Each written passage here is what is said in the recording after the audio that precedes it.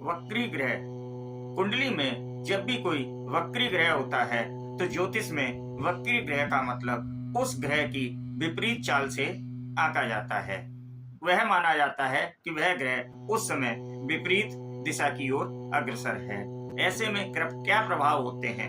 यदि कुंडली में कोई भी ग्रह वक्री अवस्था में उपस्थित होता है तो प्रायः उस ग्रह के अपने स्वभाव के विपरीत फल जातक को प्राप्त होंगे, ऐसा अक्सर देखा जाता है। सामान्यतः ऐसा देखा जाता है कि जो भी ग्रह कुंडली में वक्री अवस्था में उपस्थित होता है वह अपने स्वभाव से विपरीत फल प्रदान करने लगता है।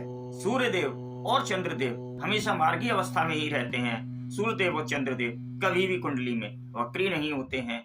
इसके विपरीत राहु देव और केतु देव हमेशा वक्री स्थिति में ही भ्रमण करते हैं। तो वक्री स्थिति के ग्रहों के लिए केवल 5 ग्रहों का आकलन किया जाएगा: मंगल ग्रह, बुध ग्रह, गुरुदेव, शुक्रदेव और शनिदेव। अब इसके प्रभाव क्या होंगे? जिस भी जातक की कुंडली में यदि मंगल देव वक्री अवस्था में उपस्थित होते हैं तो ऐसे जातकों के साहस में कमी देखने को मिलती है। वहीं यदि बुध देव वक्री अवस्था में होते हैं तो ऐसी स्थिति में क्या होता है कि जातक याद तो अच्छा कर लेता है, वह सब कुछ याद कर लेगा, लेकिन आवश्यकता पड़ने पर वह याद किया हुआ उसके काम नहीं आएगा।